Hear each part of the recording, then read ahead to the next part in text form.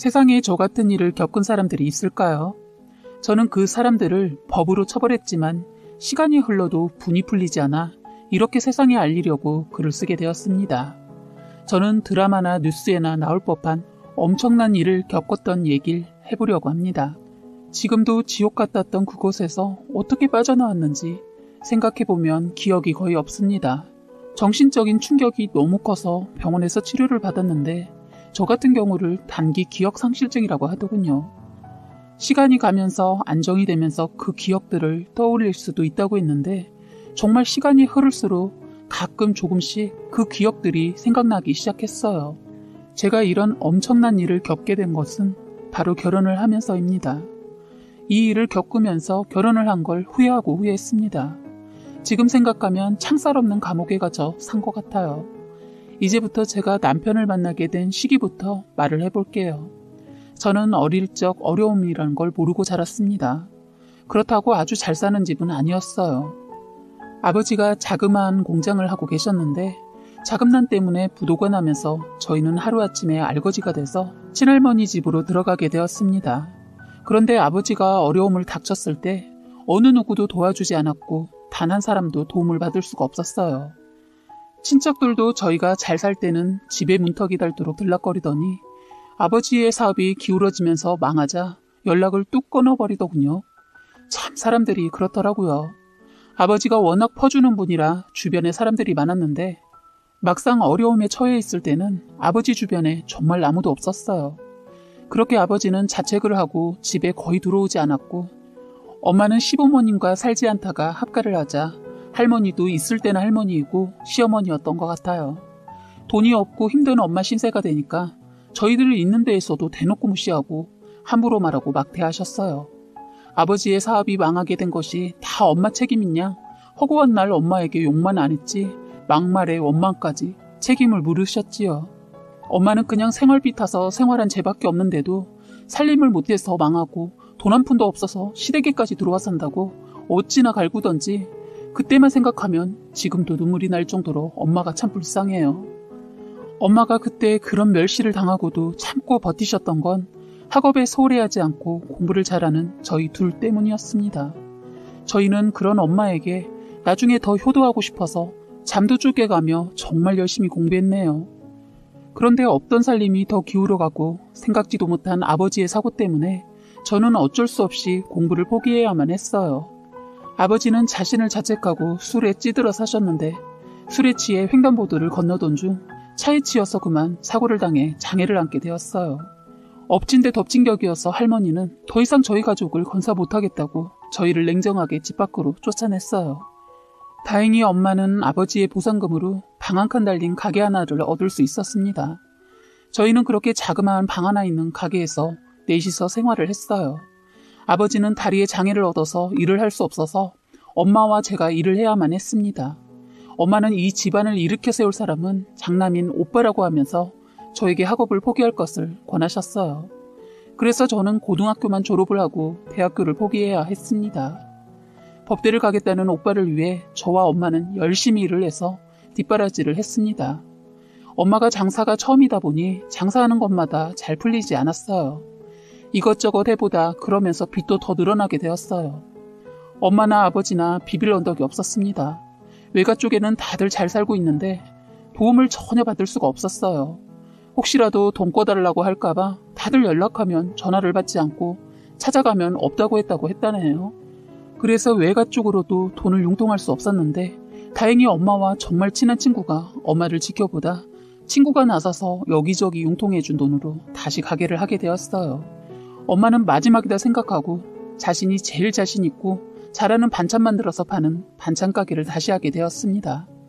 정말 사람이 죽으라는 법은 없는가 봐요. 엄마의 손맛이 소문이 나고 동네 사람마다 가게에 와서 반찬을 사가면서 꼭 맛있다, 꼭 엄마가 해주는 반찬을 먹는 것 같다면서 칭찬 한마디씩 할 정도였네요. 그래서 그런지 반찬 맛있기로 인근에서는 소문이 자자했고 손님이 끊이지 않게 방문했습니다. 항상 돈이 쪼들리고 힘들게 살았는데 그 가게가 잘 되니 그때부터 돈이 모이게 되더군요. 그래서 저는 아르바이트 하던 걸 그만두고 일손이 딸려서 눈코 뜰 새 없이 바쁜 엄마 일을 도우기 시작했어요. 시간이 지나면 지날수록 입소문을 더 타서 그런지 장사는 말도 못하게 잘 되었어요. 워낙 손이 큰 엄마라 아낌없이 퍼주는 엄마의 정과 손맛은 어느 순간 동네에서 퍼지면서 동네에서 알아줄 정도로 됐어요. 그렇게 시간이 흐르다 보니 저희 집 살림도 피게 되었습니다. 엄마는 돈이 생기자마자 힘들 때 돈을 빌려줬던 정말 고마운 친구의 빚을 제일 먼저 갚았고, 날 이렇게 세워준 건 너 때문이라고 고맙다며 큰 선물도 해드렸어요. 어느 누가 친구를 위해 그렇게 해줄 수 있겠어요. 엄마의 친구분은 엄마의 생명의 끈이 되어 주었으니까요. 엄마는 가게 근처에 아파트도 사서 아버지를 그곳에 모시고 거의 생활은 가게에서 하셨어요. 저는 아버지 집과 가게를 오가며 생활했습니다. 몸이 불편하신 아버지를 돌봐드려야 했거든요. 오빠는 다행히 공부를 열심히 잘해주고 있어서 엄마는 오빠를 위해 더 열심히 살기로 했어요. 그런데 저희 집에 또 위기가 찾아온 것입니다. 오빠가 여자에게서 빠져서 잘하던 공부를 그만두고 학교도 그만두고 결혼을 하겠다고 하는 거예요. 엄마의 희망이었던 오빠가 그렇게 나오자 그동안 힘들어도 이를 악물고 참고 악으로 버텼던 엄마는 오빠의 선언에 충격을 받고 그만 쓰러지고 말았어요. 오빠는 알고 보니 어처구니 없게도 여자가 임신을 해서 책임을 지려고 일을 하기 위해 하던 공부를 중단하고 취직을 하려고 했던 거예요. 그렇게 저희 친정은 한순간에 또다시 어려움이 왔고, 저도 한순간 가게 문을 닫고 엄마를 가롱하고 있다가 이대로 있다가는 다시 망할 것 같아 저는 엄마 어깨 너머로 배운 음식과 제가 잘하는 음식을 제가 해서 장사를 다시 하게 되었어요. 동네에서도 엄마의 사정을 알고 꾸준히 저희 가게를 이용해 주셨어요. 제가 엄마를 닮아서 그런지 다행히 가게는 예전과 다름없이 장사가 잘 되었습니다. 그런데 저 혼자 다 감당하기에는 너무 버거웠어요. 엄마는 그렇게 병원에 계시고 아버지는 집에 계셨으니 왔다 갔다 너무 힘들어서 집을 처분하고 다시 아버지를 가게로 모시고 살았어요. 아버지는 술이 없으면 못 사시는 분이셨는데 그렇게 제 곁에서 계시다가 몇 년 못 사시고 돌아가셨습니다. 오빠라는 인간은 그 여자한테 빠져 집을 나가더니 연락 두절까지 되어서 아버지가 돌아가셨을 때 상도 저 혼자 치르게 되었습니다. 엄마는 치료를 받으면서 많이 호전이 되셔서 가게에서 계실 정도가 되셔서 저랑 같이 생활하게 되었습니다. 엄마는 눈만 뜨면 딸, 나 때문에 힘들지? 미안해. 내가 너에게 짐만 되는구나 라고 하셨어요. 그래서 저는 엄마 미안하다는 말 하지 마. 미안하면 날 봐서라도 제발 더 열심히 하셔서 건강 찾으세요 라고 하면서 그런 엄마를 저는 따뜻하게 안아주는 것밖에 없더군요. 세월이 흘러 제가 30이 될 때 자꾸 주변에서 중매를 해주겠다고 했어요. 그런데 아픈 엄마를 두고 결혼을 한다는 것은 감히 상상도 안 가더라고요. 그래서 저는 결혼이라는 것을 접고 살았습니다. 그렇게 30 중반이 되었을 때 한 아주머니를 알게 되었어요. 저에게 자꾸 관심을 보이고 가끔 자기 딸하고 와서도 저에게 이래저래 질문을 하면서 관심을 보이더군요.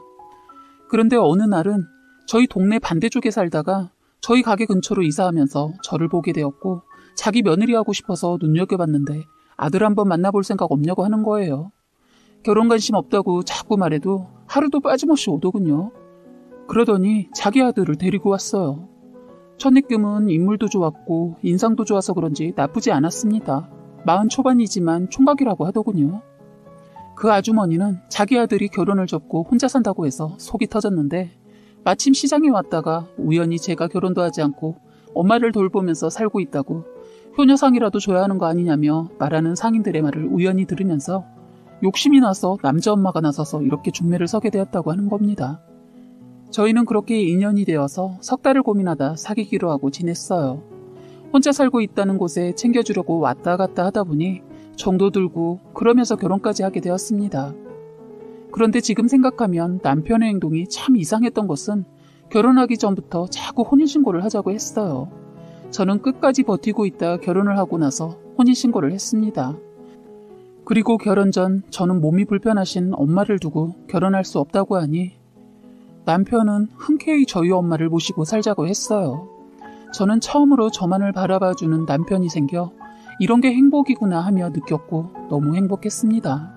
그런데 그 행복도 잠깐이었네요. 남편은 저에게 모든 걸 속이고 결혼한 것이었고 저를 죽이려고 했습니다. 돈을 바라고 사기 결혼을 감행한 것입니다. 시어머니도 시누이도 결혼을 하고 얼마 지나자 본색이 드러났어요. 모든 것이 이 셋이서 짜고 시작한 결혼이었던 겁니다. 남편은 뜬금없이 저보고 취미가 뭐냐고 묻더군요. 사실 먹고 살기 바빠서 취미생활이란 걸 결혼 전에는 한 번도 해본 적이 없습니다. 그래서 없다고 하니까 등산을 권하는 거예요. 다리 아프고 높은 거 오르는 거 싫다고 하니까 자기는 등산 좋아하는데 같이 다닐 사람이 없어서 그동안 못 다녔다고 하면서 요즘에는 젊은 여자들도 등산 많이 하던데 건강도 건강이지만 산 한 번 올라갔다가 오면 자연에 동화돼서 마음도 힐링되거든. 나랑 이제부터 같이 다니자.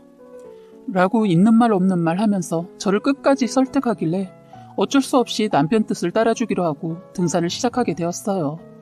그런데 시누이가 보험 설계사 일을 시작했다면서 보험 몇 개를 들어주길 바라더군요.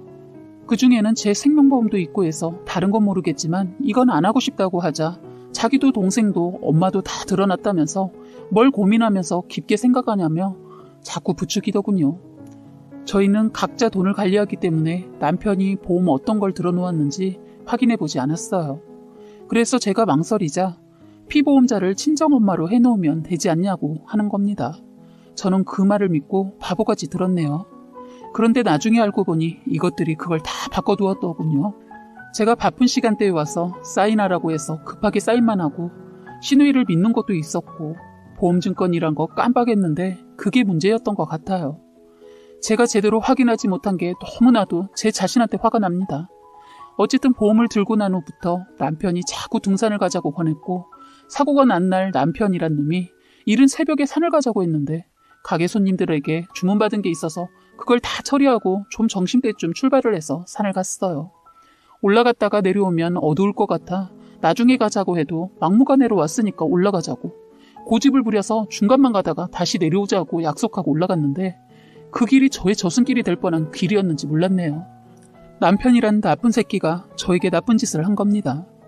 뻔한 등산 코스가 있는데도 그 코스로 안 가고 자기가 더 좋은 길을 안다고 다른 길로 가는 거예요. 저는 그곳이 초행길이라 그냥 남편만 따라갔고 많이 가파른 언덕 쪽을 가는데 제가 혼자 올라가기 힘들어하니 제 손을 잡아주면서 그 손을 다시 힘껏 밀어버리는 거예요. 저는 그 짧은 순간 많은 생각들이 스쳐 지나가더라고요. 혼자 계실 엄마 생각과 저런 버러지만도 못한 인간 때문에 내가 생을 마감하는구나 라고. 그렇게 저는 가파른 낭떠러지에 굴러떨어지고 그렇게 피를 흘리고 기절을 했고 산속에 버려지고 말았습니다. 이걸 천운이라고 해야 하는지 모르겠지만요. 제 목숨줄이 질긴 것인지 다행히 정신을 차렸지만 다친 부위 때문에 통증이 매우 컸습니다. 그리고 다리는 부러져 있었고 몸은 낭떠러져 있어 얼마나 굴렀는지 모르겠지만 거의 만신창이었습니다. 눈을 뜨자마자 제 머릿속에 스치는 것은 저희 엄마 혼자 계실 텐데 어떡하나였어요. 혼자 계실 엄마를 위해서 저는 어떻게 해서든 살아남아야 했습니다. 그래서 가지고 있던 핸드폰으로 119에 신고를 하려고 했지만 핸드폰을 찾으려고 했는데 낭떠러지에 떨어질 때 호주머니에서 빠진 것 같았고 폰은 저한테 없었습니다. 한쪽 다리는 정강이 쪽이 골절이 되어서 걸을 수 없었고 저는 혼자서 그곳을 벗어나기 위해서 온갖 힘을 다해서 박박 끼어서 나오려고 노력했어요. 그리고 만신창이가 된 몸이라 그런지 소리를 지르려고 해도 말도 잘 안 나왔지만 젖먹던 힘까지 내서 여기 사람 있어요. 제발 살려주세요. 라고 울먹이면서 소리를 질렀는데 정말 다행인 건 그곳을 등반을 하는 등산객이 있었는데 야야야 들어봐. 무슨 소리가 나는 것 같은데? 이건 분명 사람 목소리야. 하면서 주위를 돌아보는 중 그분들이 제 목소리를 들어서 구출이 되었어요. 구출 받으면서도 제 몸 상태가 말이 아니라서 거의 정신을 못 차리고 있었고 아까 그렇게 찾아도 없던 핸드폰이 구급대원들이 저를 들고 갈 때 밑에 반짝이는 걸 보고 제 핸드폰을 찾을 수 있었습니다.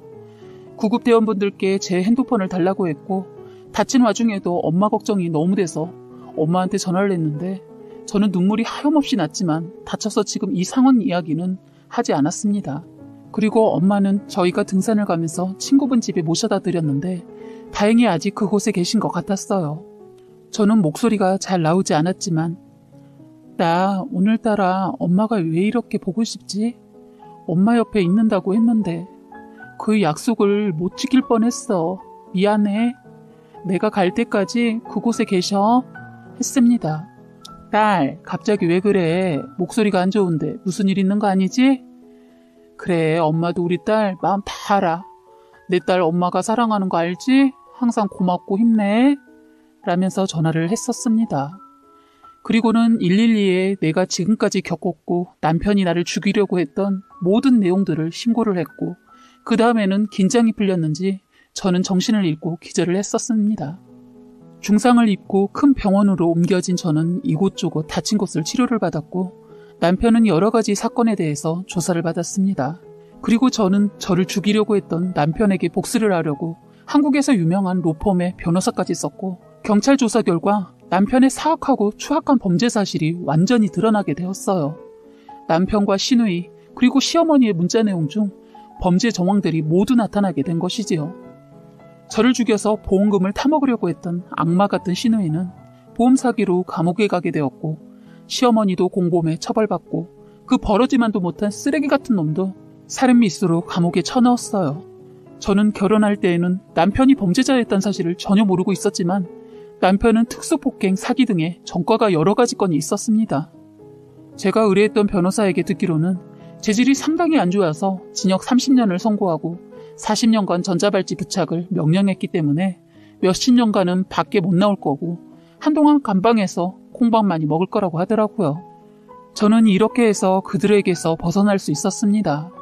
지금도 그때를 생각하면 치가 떨리고 무서워요. 지금은 그때 다쳤던 상처들과 제 마음도 어느 정도 안정도되고 가게도 한동안 쉬다가 다시 일을 하고 있어요.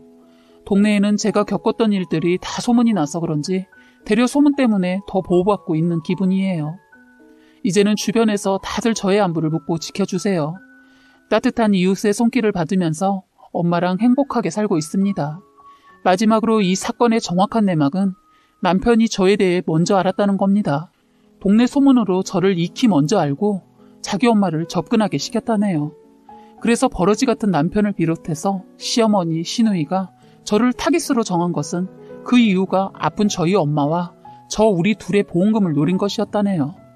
남편은 주식으로 시어머니 재산에 시누이 재산까지 다 투자하게 만들어서 다 날리자 자기 엄마랑 누나 꼬셔서 저를 상대로 살인을 계획했다고 합니다.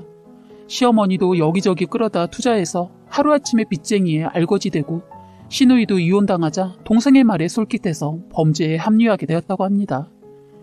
정말 저는 무슨 호러 영화에나 나올 법한 일을 겪었는데 정말 너무 끔찍한 세상 아닙니까? 시댁 식구들 모두 인간으로 살 가치도 없는 년놈들입니다. 저를 보험금 타먹기 위해서 도구로 사용한 남편은 평생 감옥에서 썩길 바랄 뿐입니다.